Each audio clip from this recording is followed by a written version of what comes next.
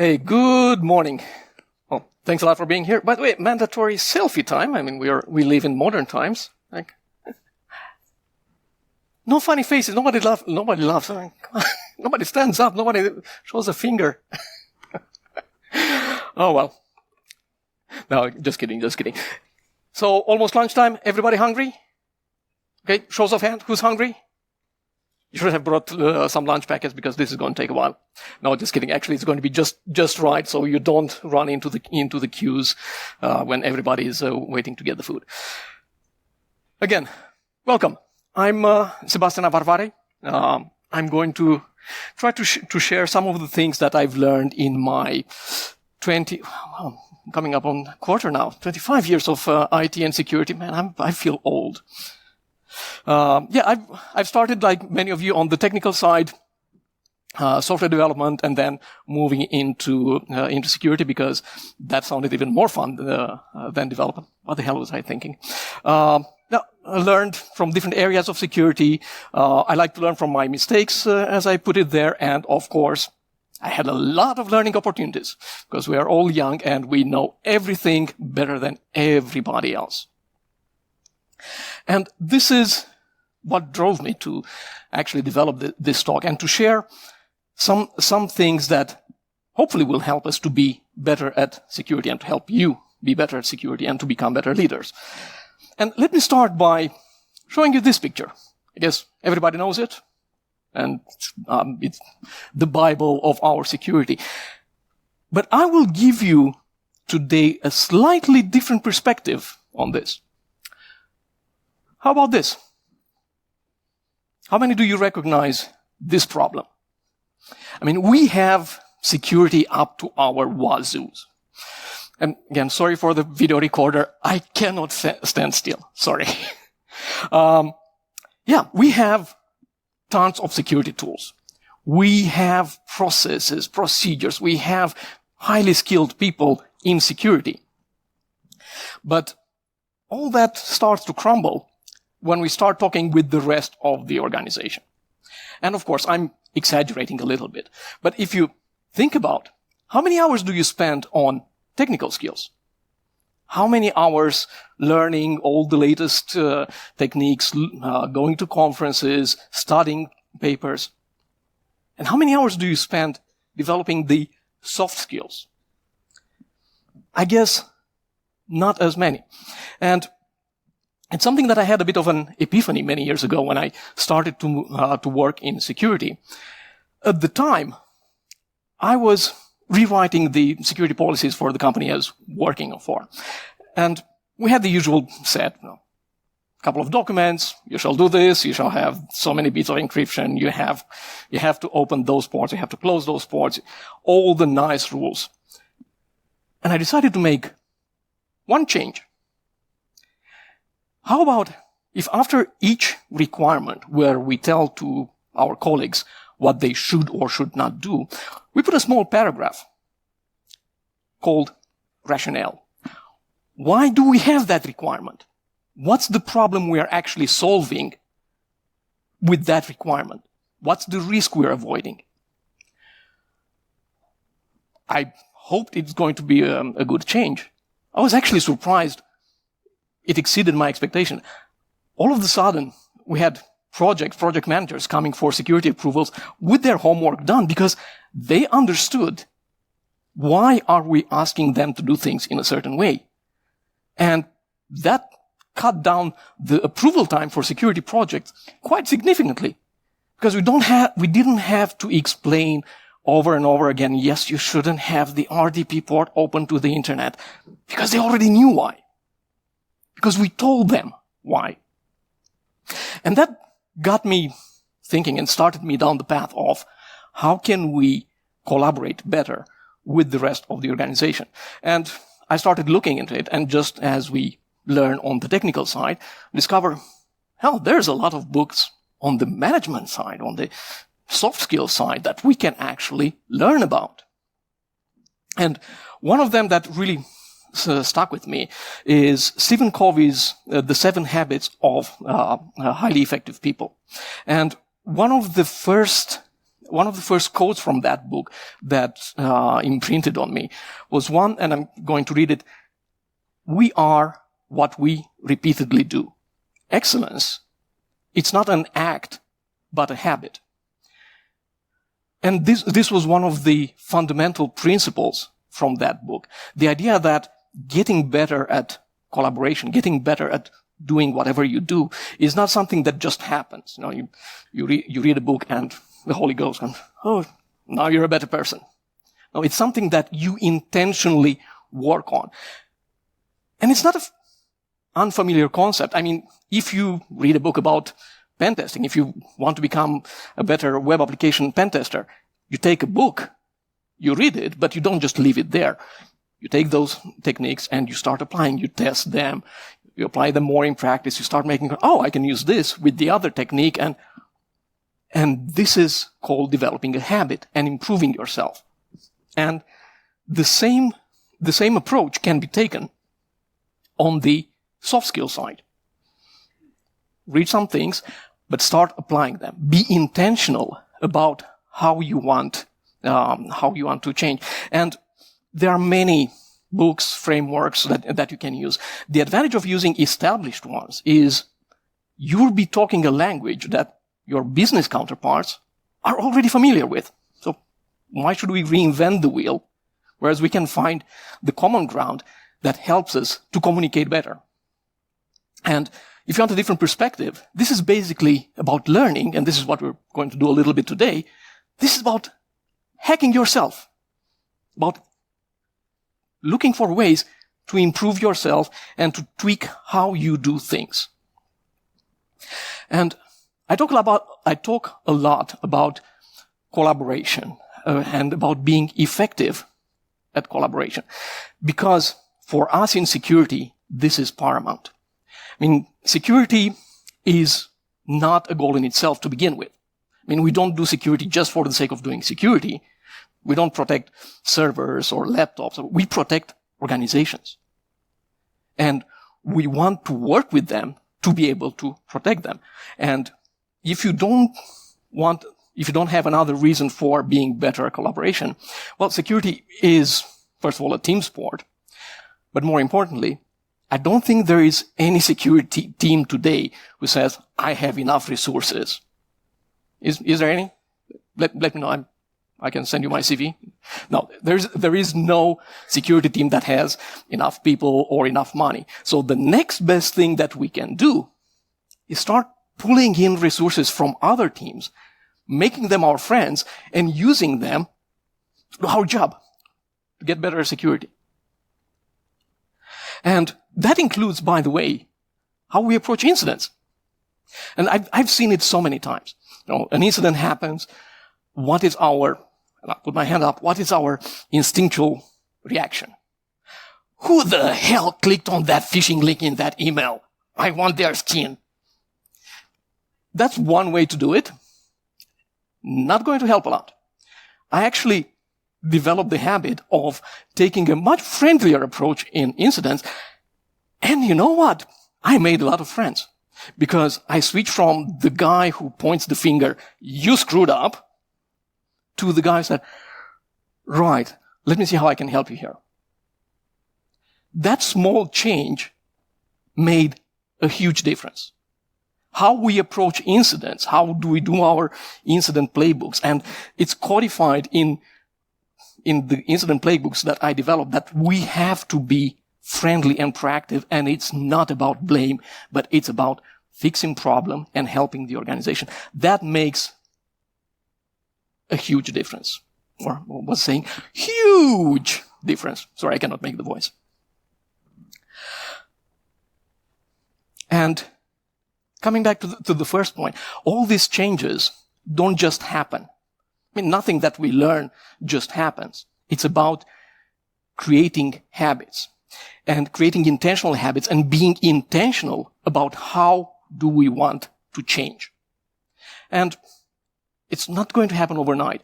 Habits are not that easy to establish. You try something, it works, you take 2 steps forward, you forget, you take a step back. It takes time and it takes determination. But once you develop those habits, they stick with you and you will see the results. So, being mindful of the time, let's start with the first habit.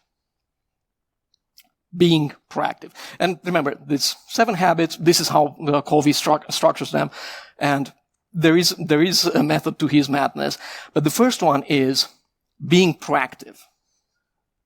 And being proactive is really the first step. And you'll see through the talk, and if you decide to read the book, each habit builds on the previous one and they start working together. But the first one, and this is where everything begins, is being proactive.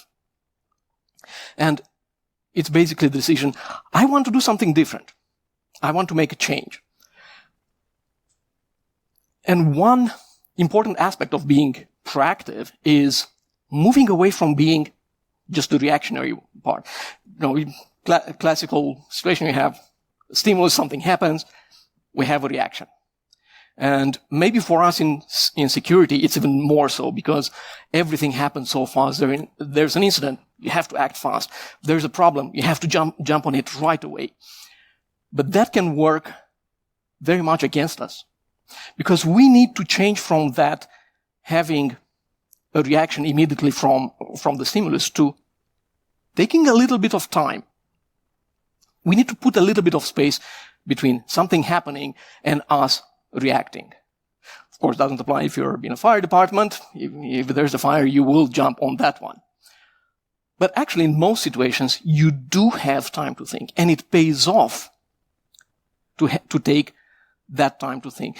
And it's not completely strange to us. I mean, if you think about it, most security teams nowadays do have that thinking that you have from preparing incident response playbooks. That is a very good example of being proactive, thinking, well, if there's a problem there, I'm being proactive about how am I going to approach it.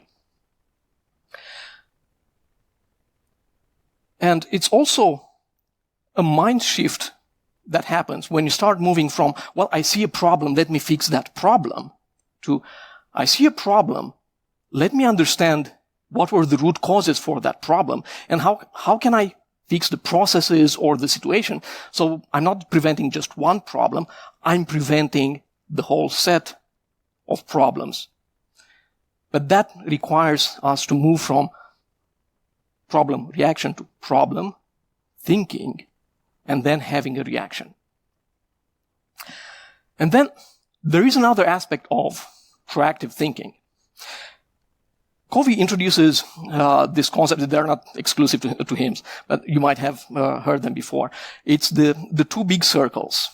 It's the circle of influence and the circle of concern. I don't know if you're familiar with them. The circle of influence is the things that we can do something about. The circle of concern, it's all the problems that we tend to worry about, but we cannot do shit about them. Sorry, I hope there's some beeping in the sound. This is, for example, to take a security case. You do a scan, you see 10,000 vulnerabilities in your environment. You're not going to be able to fix all of them, at least not immediately. That's your circle of concern. Yes, you're worried about all those, but you will be able to focus and to change just some of them. And this word focus is actually important because initially we tend to worry about everything and we tend to waste a lot of energy thinking about the problems in the circle of concern. And yeah, we're security. We are worried about everything. Everything is a problem. Everything is something that can end the company. But the more we put the focus on the just circle of concern, actually the circle of influence gets smaller because we're not focusing on what can we actually change. What we can do is shifting the focus to the circle of influence. And funny thing, the more you put your focus on the circle of influence, the more you focus on the problems that you can actually do something about, that circle of influence grows. you become more effective. People start noticing, oh, this guy is actually not just talking all the time. This guy is actually fixing problems. Oh, let's enable him to fix more. Give him a promotion. Doesn't happen that often, but yeah.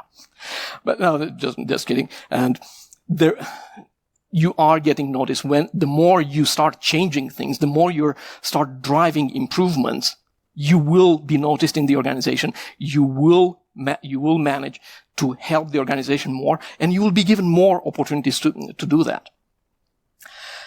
And it takes, like all the habits, it takes practice. It's not something that comes, again, instinctively. But it's good to have some ways of noticing, am I now in the circle of concern or in the circle of influence? And usually words are very good indicators. Because in the circle of concern, you will see the ifs. If only I would have more money for my security program. If only those damn developers would write a more safe code. It's all those ifs that we don't do anything about, but we are worried about. The circle of influence, it's where we find the verbs. What if let me spend some time with the developers and help them to understand this problem. Let me help my manager work on that strategic roadmap for my security team. Being proactive, taking action. This is what makes a huge change, and it's not easy because, again, we're security. We have 5 problems before breakfast that require our immediate attention and we have to worry about.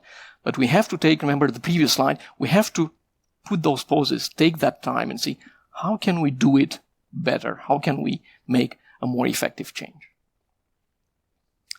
And this brings me to the next habit.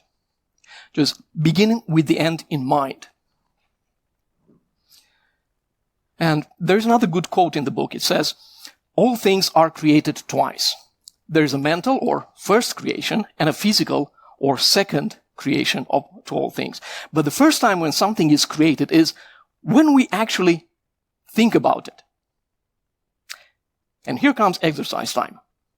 So I want to take a couple of seconds, close your eyes, and imagine yourself. So you've been working in your company for the past 3 years. And you leave the company because hopefully you got a better offer somewhere else. And you have your leaving party. And at the leaving party, everybody's happy and people are coming to the front to make a toast, and your manager and some other colleagues, they start saying things about you.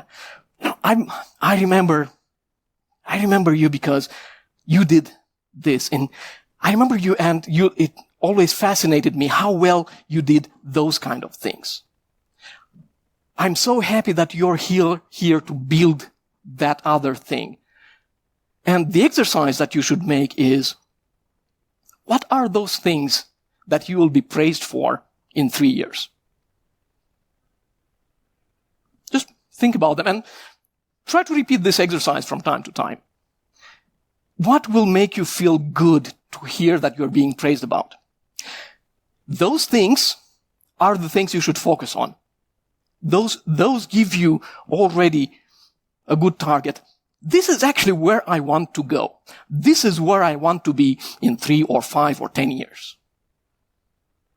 What makes you feel good about yourself and about what you've done?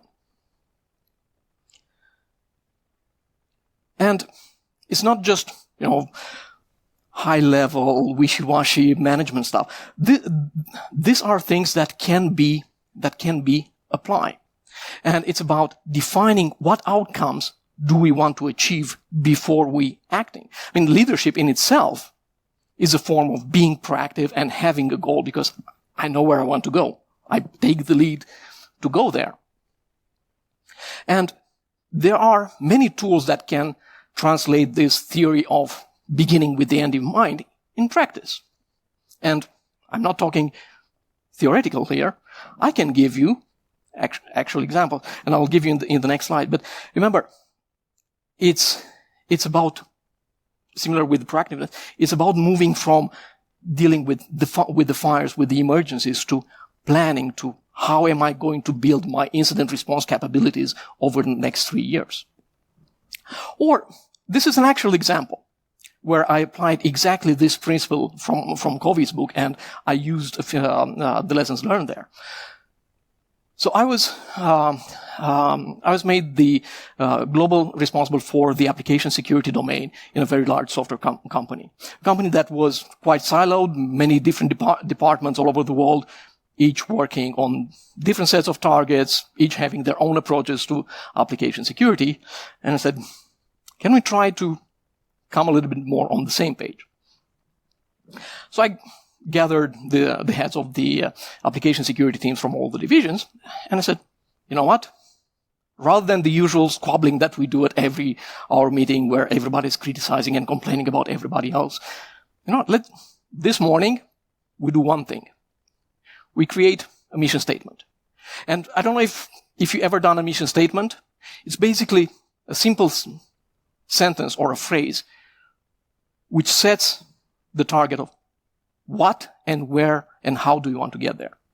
In our case, and this is just one example, each team will have their own mission statement. But we said we want security to be built in, to be a quality aspect of our applications. We want to be able to measure it so we can prove that we're actually doing a good thing. We want to have it in good alignment with the business requirements and so on. And everybody said, well, this actually makes sense because we incorporated what everybody thought and wanted, and we distill it in one sentence. And by the way, you can have mission statements for anything. You can have mission statements for your security team. You can have personal mission statements. What do you want to do this year? That can be a mission statement. But, okay, what's the point of having a mission statement? Well, once we had that, let's take it next step. Let's break it down. Let's select 3 things based on that mission statement that we want to do this year. And we selected 3 topics. Cool. This is in line with our mission statement. Let's take it further. Break it down one more level. Oh, now we can make it even more specific. We can put under each of those 3 initiatives, we can put what are they actually about. And keep doing that.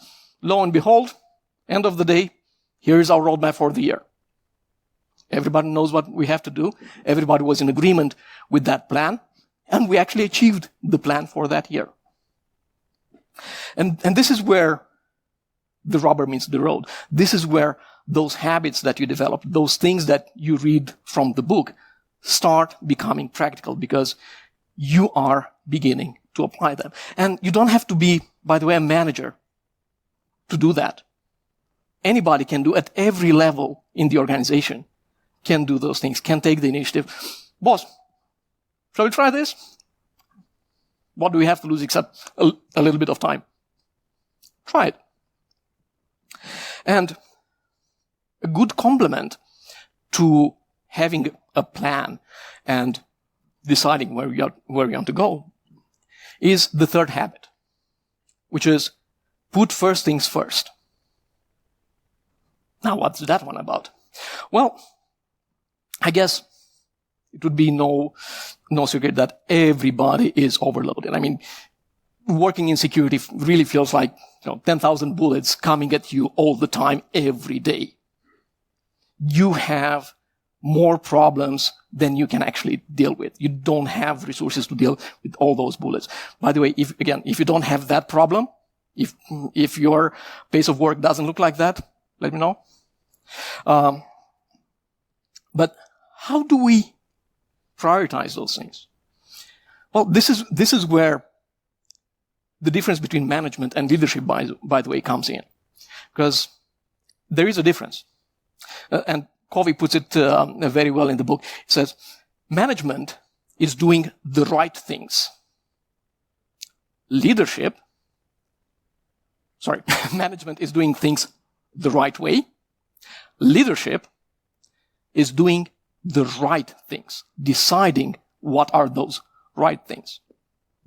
And he gives many examples and many tools that can be used, but one that I found very effective is the idea of thinking in terms of a bit of military approach. So let's say you are an army troop. You're in the jungle. A good manager will make sure that all the machetes are sharp, so they can cut through the jungle. People are rested. They rotate people, so everybody is equally rested or tired, so we can move ahead effectively. Leadership is climbing on a tall tree and looking around. Are we even going in the right direction? Are we even in the right jungle? That is one of the differences between management and leadership. And for those of you who are on that path of moving from individual contributors to becoming leaders, there is another aspect that you have to keep in mind, is the addiction to reactiveness. It's even more so for us in security. We want to solve all the problems. We want to be here and now. And that's not what a leader should do. A leader needs to take that step back and see, which direction are we going into? It's hard. I don't know how many of you have already done that step. It's actually hard. It's very addictive to be that guy that jumps on all the fires and all the incidents and is present there and has all the answers right there on the spot. It's very addictive. And when you start doing the boring stuff with planning and mission statements, that's basically adrenaline withdrawal. You're going to miss that. But stick with it, because the rewards down the line are much bigger. It's much more satisfying when a nice plan comes together. And I was talking about tools for deciding what things to put first, how to prioritize. And that is, one tool is the time matrix. And probably you'd recognize it. It divides things to do in 4 categories and 4 quadrants. So you have the things that are urgent and important. And this you have the crisis, you have the incidents, you have emergency meetings. Then you have the things that are important, but not urgent. And of course, then you have the non-important things, distractions and time wasters. As security, where do we tend to be? We tend to be there in the first quadrant, because that's where the adrenaline is. That's where the blood starts pumping. But as leaders, you want to be there in the second quadrant. You want to step back from the firefighting and put more time in the planning. And speaking of planning and time and thinking about it, 5-minute jobs. It's a famous saying in my team, and it's something you have to be aware of, because as soon as you start moving into management, now I have a team, I have an idea, I don't have to spend my time to make it happen. I'll get my team to work on it, and success. Problem is that 5 minutes later, I have another idea, and it's a good idea. Team, let's get to work on it. And because I'm so creative, I have another idea. Yeah, you can see where this is going. And trust me, this is something that we do very often. And as security teams, by the way, we tend to do the same thing with the rest of the organization. We find all those bugs. Developers fix those bugs. We found those vulnerabilities in our servers. Infrastructure team, get on it. Do we ever spend time to think, do they have the time? Do they have the resources to fix all those problems? Is something that also applies to us. We tend to start so many projects in our security team because everything is important. Problem is that the more projects we start in parallel, we actually don't end up finishing many of them. And I see so many security teams that have 50 running projects at the same time. And I ask, okay, which one did you actually finalize in the past 6 months? Well, we're getting close with that one. Is that the best way to put your efforts? Maybe sometimes narrowing your focus will actually be the better outcome overall. And this habit of prioritizing, of thinking what needs to be put first, is a very good habit to support the next one. And this is where we make the transition from individual habits, what Covey calls personal victories, to how do we really work better with others. And the first habit is thinking win-win. How do we all win? Because there's this thing, it's called paradigms of human interaction. Sounds fancy. Basically what it means, we have a couple of ways in which we tend to think as humans. We think in terms of win-lose, like in order for me to win something, you have to lose something. We think in terms of lose-win, like I want to help you to win something, so I'll have to give up something from my side so you can win. And then we have the third one, which is where we want to get, is win-win. How do we find ways for both of us, for both the security team and the development team, or the infrastructure team, or the business side, for both parties to win? And it takes a balance between courage and consideration. Courage, meaning being determined, I want to get this done, and consideration is where I'm thinking, is it possible for the other party? Is it something that they can do? And one of the first steps to take is to have what's called abundance mindset. Again, sounds fancy. It's very practical. We tend to think in negatives. Security, even more so. We think about everything that's missing. We think about all the problems that are not solved. We think about all the tools that we cannot afford to have. Everybody would like to have the E5 Microsoft license for all the fancy security tools. We don't have that. But by doing so, we lose the focus of what do we actually have. And I know, management talks, HR will keep talking about happiness, about positivism. Who the hell has time for positive thinking when we have so many bugs to fix? Well, it is important because the more you have that positive mindset, you will discover that actually have more resources and more mental energy to fix those things. And I'll give you an example of positive mindset and to show how difficult it is for us. Some time ago, I did a team building exercise with my team. And I said, okay, we're sitting in circle. Everybody has to give a compliment to your colleague. Going left to right, just say something nice about your colleague, something that they do really well. When perfect, everybody had something very nice to say about the other person. I said, okay. Step 2. We do the same exercise, but now each of you have to give a compliment to yourself.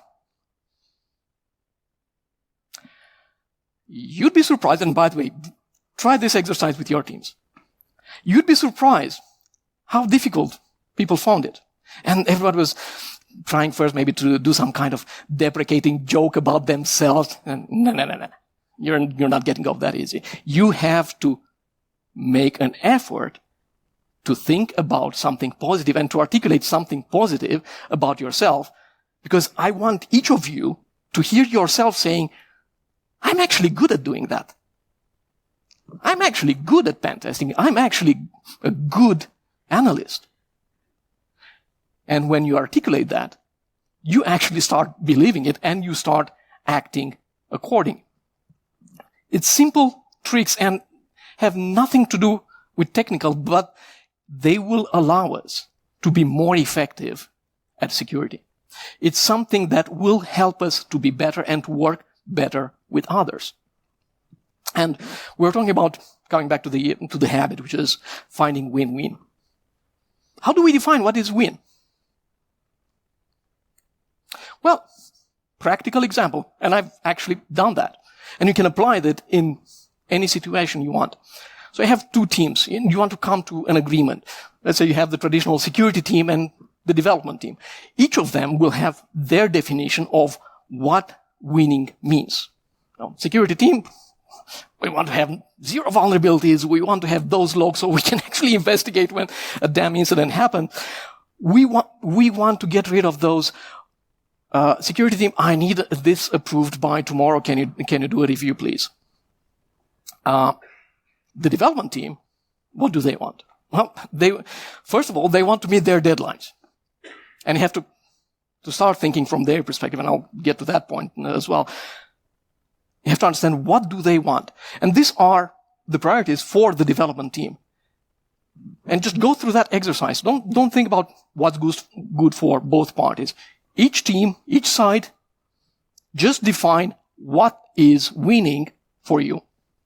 Because once you have those two lists, it's actually quite easy to take the next step, because you've clearly articulated what winning means for each team. Just put them together, and this is what a win-win scenario looks like. Simple, but incredibly effective. But it starts with seeking first to understand and then to be understood, which is the fifth habit. And this is where we have to get ourselves a little bit out of the way. For example, stop thinking in terms of security risks and think in terms of risks to the organization. We're not protecting computers. We are protecting organization. The way we listen, and there's these two types of listening. One is called empathic listening. One is autobiographical listening. I'm never going to be able to pronounce that one correctly. But autobiographical listening is where we listen to respond. We listen because we want to have a counter argument. But this is not where understanding comes from. We have to really do empathic listening, where we listen in order to understand somebody from their own perspective, to understand what are their concerns, what are their problems, what are their definitions of winning. Only when we have taken that step, that's when we can start to say, all right, now I really understand where you're coming from, and I understand you not from my reference, but I understand you from your own point of view, and I can put my own points on the table. And with Covey and with many other books, there are entire sections on how to communicate, and there are many frameworks to be used for communicating in different situations. And I'm just going to give you two examples. Just talk with your HR department. They'll give you stacks of frameworks and books and materials that you can use, and they are very practical. So one is Blanchard's situational leadership, for example, which is a framework that teaches you how to communicate with people at different development levels, different stages in their careers, to be effective and to give them what they need and to be able to hear them correctly from their perspective. Huge game changer when I started applying it. Another is, probably many of you are or will be involved in doing hiring interviews. There is a very good framework. It's called the STAR interview method, which teaches you how to ask questions in order to really find out what you want about the person in front of you, to see, are they a good fit for the role? And it could be the other way. It's also a very good framework to use if you are going for interviews, to understand what the interviewers are looking for. Communication frameworks, extremely useful, very underused in security. We definitely need to use them more. Then we have the sixth habit. It's called synergize. And here I'm intentionally using the example of the Avengers, because there's that famous saying of Nick Fury. Avengers, Nick Fury. Yes, everybody's okay. So Nick Fury says at some point, the idea was to bring together a group of remarkable people, see if they could become something more. And this is the quintessential synergy. And synergy is not compromise. People tend sometimes to confuse them. Compromise is when we find a way to make it work together. Compromise is basically 1 + 1 gives us maybe 1.5. Synergy is when we want to get 2 or more out of 1 + 1. It's the shift from let's compromise to let's come up with something better, something that neither of us thought about before, but is actually much better than what we could have come up individually with. Quick exercise time. Think, which animal do you see? So very quickly, how many of you are seeing a rabbit? Okay, How many of you are seeing a duck? Good. Then we have our 2 points of view. And I could stop here, and I'd be wrong. Because that's not the last question tomorrow, because that's not the only possible difference. How many of you were able to see both animals? Ah, that's different. By the way, how many of you have seen a different animal other than a duck and a rabbit? Oh, okay. You never know. But this is what the synergy means, is understanding and giving value to those differences, and then start putting them together, applying the seek first one to understand and then to be understood, to understand what those differences mean, and then clarifying where do we want to get, what are the outcomes that we could get, but don't be stuck on them. Be flexible with them. Use those differences to come up with new ways of doing things, and then you'll end up, through synergy, to that situation where 1 + 1 can be 3, 10, or 100. Because it's something new. You leverage those differences, you listen to each other, and you can come with something better. And again, it's something that I've applied from performance management, from setting strategic roadmaps, from bringing teams to work together. It's so powerful when you start applying it. And of course, it also works in reverse. Multiple small problems can also synergize. Like, again, we have small vulnerabilities here and there in your system, but together can give you a very nice kill chain that can be used against you. Or, from collaboration point of view, you as security team, you have a small problem with the infrastructure team, you have a small problem with the development team, you have a small problem with the sales guys, but each of those small problems, when they come together and they're about you, they can synergize, and all of a sudden you see yourself, the security team, being very isolated in your organization. And finally, we have the 7th habit. And if you remember the picture at the beginning with the 7 habits, this habit, sharpen the saw, is what COVID put as a circle around all the other habits. And the expression sharpen the saw comes from a story that he gives in the book about, you're walking in the woods, you come across somebody who is with a saw, is trying to cut a very big tree, and you see them sweated and tired, and you ask them, how is it going? And, oh man, I've been cutting this tree for 6 hours and I'm nowhere near finished. And I said, how about you take a break and sharpen that saw? Sorry, I don't have no time to take the break. Or as Covey's own father told him once, when Covey was not following his own advice and was overburdened, and said, Covey, Stephen, did you ever drove on the highway and decided that you're too busy to stop for gas? How did that end? And this is a very good example for us in security, because one of the problems that we have in security is burnout.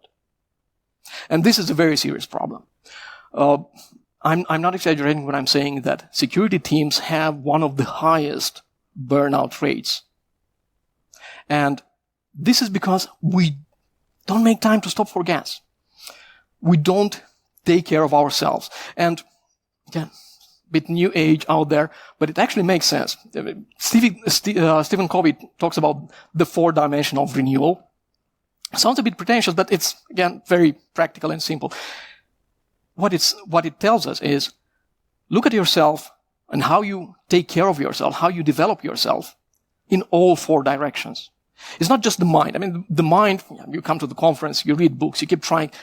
You guys have that one nailed down. The problem is you only do that. You have to take care of your body. And it's helpful in surprising ways. I started a couple of years back to do running. I couldn't run more than a few hundred meters. I just did another half marathon this weekend, and at the end, I had some friends who were doing the 10K. I said, I'll run the extra 10K with you, because why not? It's fun to do it together.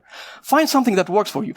This talk, by the way, the idea and pretty much the structure of the talk, it came to me while I was doing a long distance run. The heart.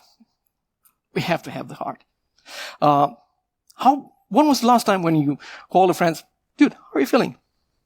You want to go out for a beer? Or at work, besides all those meetings where, okay, we go into the meeting, we discuss what's happening, we need to solve that, we have that problem. You know what? Let's get a coffee together and talk with each other. And Covey introduces this concept of EBAs, emotional bank account. And every time you have that social interaction, you're making a small deposit into that emotional bank account. You'd be surprised how important they are and how much it helps you to get out of those emergencies and rush and help you to have time to think and to come up with something new. And of course, not in the least, spiritual, which can mean anything for anybody. I'm an atheist. Covey was Christian. Meditation, volunteering at conferences, anything you want. But work on all the dimensions. Make sure you make time for yourself. So, very quickly, these were the habits. Be proactive. Begin with the end in mind. Put first things first. Think win-win. Seek first to understand and then to be understood. Synergize. And then start all over again and keep developing those habits by sharpening the soul. Thank you very much. I hope you'll find it useful, and I hope you get a chance to apply it.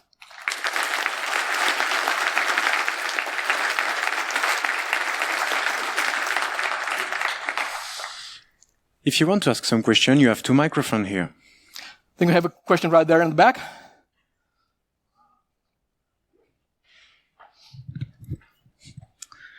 I'm coming. It's always going to be the question on the other side of the room. Yeah. Thank you very much for this great presentation. My question is for you, what metrics did you define to ensure that this change reflects your stakeholder management? And how did you avoid having bias in defining your personal bias in defining your metric? Oh, that actually gives me an idea for another talk. But yeah, that's a quite complex one. But a very simple metric that I started with is how good do I feel about myself, which then evolved in how good does the team feel and how good are my interactions. And I know it's not as strictly measurable, but you feel when your team is in a good place. You know where you feel when all those ideas are coming to fruition, where everybody starts acting independently, taking initiative and becoming themselves leaders. You can also measure it in terms of how many projects do we actually do in a given time, how many requests do we approve. All those are metrics that you can use to measure the efficiency, but these techniques that I presented here can help a lot and can drive those measurements up by quite a lot. All right. Any more questions? Okay. If not, in front. We do have one here. Sorry. Yeah. Of course it was going to be in the front. And it's good to have those conversation feelers while the runners are. Thank you for the interesting talk. My pleasure. Yeah. I have a question about the mission statement that you mentioned before, mainly when you set for your objective, what, where, and how to do it. What is your opinion on setting those missions? Sometimes there are some super motivated people and leaders and managers who are normally having a long to-do list. And then if they manage to achieve 50% of it, okay, they are good. And the other opinion or different school believes that we should have very short and concise to-do lists so that we are more efficient. But sometimes, is it a matter of experience on setting the resources regarding the requirements or the needs or the tasks that are on the to-do list? Or I would love to hear your opinion on this and the good practices on setting such mission statements. Good question. And actually, if you want, I can share some stuff that I developed because performance management, and this is one of my big focus areas. But in terms of starting with the mission statement, one key element is don't define yourself as the manager. What is the mission statement? Involve the team. And this is how I've done it multiple times. Once once you get the team on board and get them to participate and to feel the ownership for that mission statement, their buy-in is much bigger. Then that mission statement, you need yourself as a manager to stick to it. Because if you said, this is what we are about, but then you start defining performance objectives that are completely unrelated, yeah, you failed. But when you define a good mission statement and you start developing those objectives, and I also take a very interactive approach with my team. I involve them, ask for their proposals first rather than saying what I think should be done in the next year. And we build together those objectives, having the mission statement as a guideline, and we have a few intermediary steps. So every year we set 5 themes, 5 priorities that are saying, this is what we are about. Linked to the mission statement and then distilled into individual objectives. And this gives us the to-do list for the year. It works really well. One of the teams where I applied this, when I started HR has those metrics every year, surveys the engagement score. We started at 65%, one of the lowest engagement scores in the organization. 4 years later, 95%. Top score in the company. By involving them, by sticking to those mission statements, by making sure that they understand what we are about.